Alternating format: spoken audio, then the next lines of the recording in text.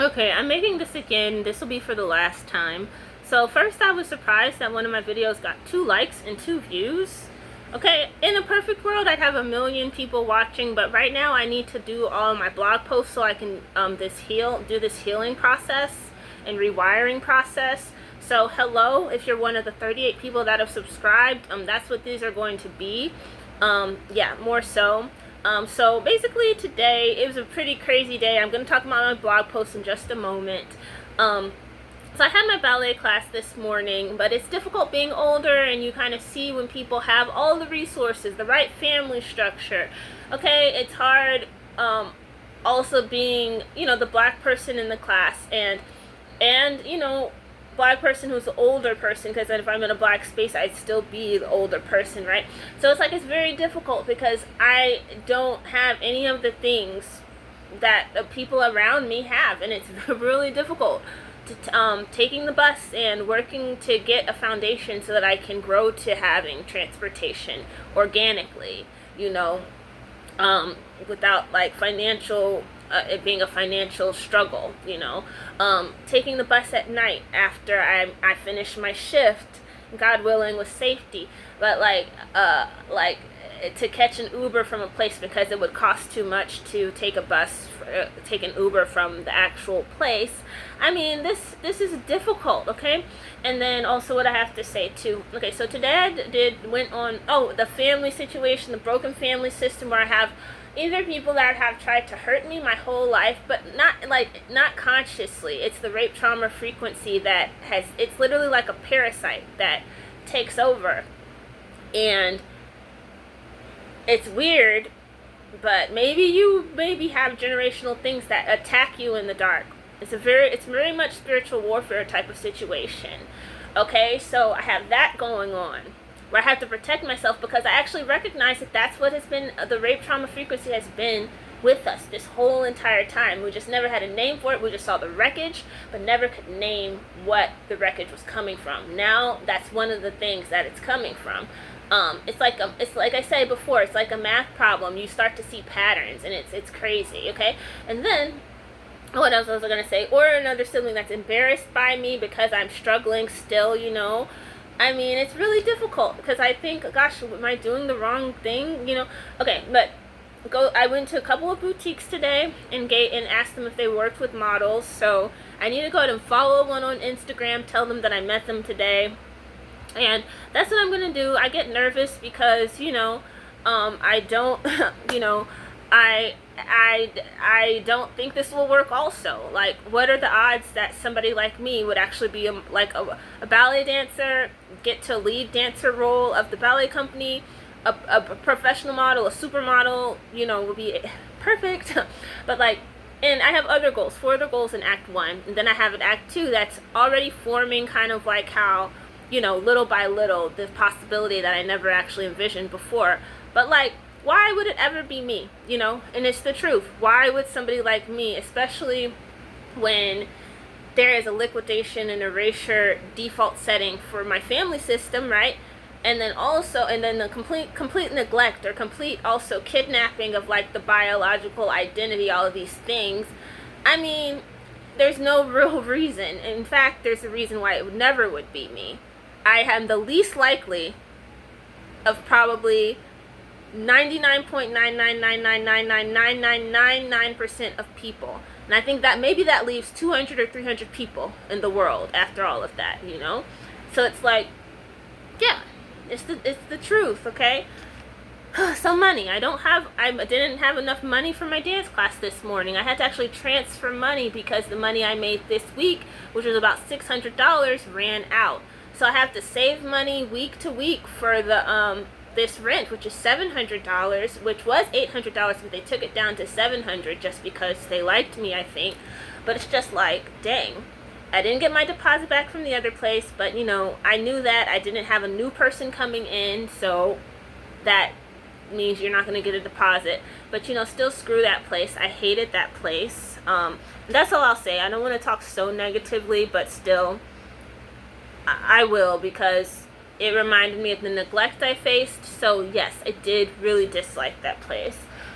So rejection, rape trauma frequency, let's get to the blog post now.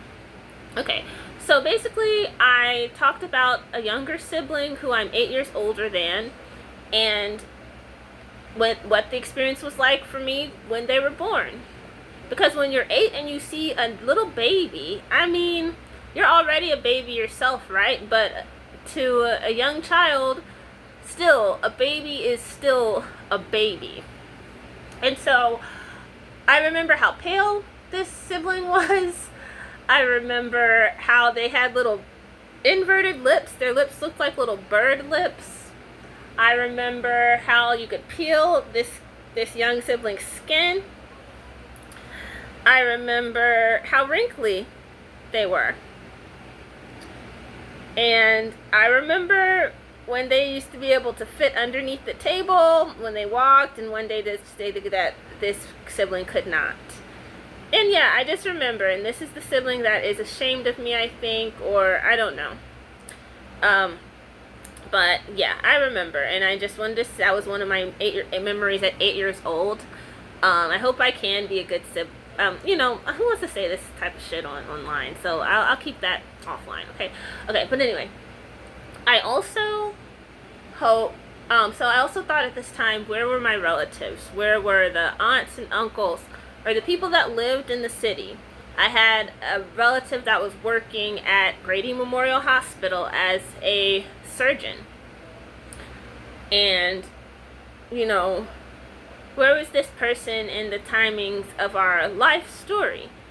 And now I see that this is part of where the disjointed hydroponic reality that me and my siblings and my parents existed in, at least when they were married, which, with the abuse situation, the marriage, that should not, I'm glad that it did, and all of the withholding of information, or thinking maybe it didn't matter to share. We'll get to that, okay? This is important because this is part of the shit, that's part of the things that attack me and my other siblings in the dark. Yeah. Okay. So, the second thing, so that's basically it. And so we didn't really have people that were like present. We didn't really have connections to people for school events, school celebrations, extracurricular activities. I never had anyone come to my academic achievement things, or dance recitals, or piano recitals. I mean, they never heard me play a piece by Brahms or Mozart, or Scott Joplin. And I would need to learn a lot of black composers, Nigerian music. I'm actually on that tip, however you want to say it right now. But, yeah, that's all I want to say. I mean, I also want to say this too, like, in Denver, I just realized that being a black girl / woman in this city, I will have an Instagram account that I'm in, it's kind of incognito right now, which I'm kind of have to build just like this account, with protection and knowing that hopefully it can be something that helps me to be a family pioneer.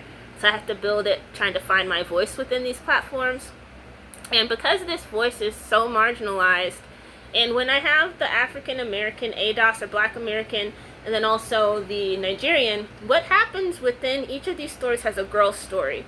And if we look at it like, if we look at it truthfully, we'll have one experience that has silence, and we'll have another experience that has silence.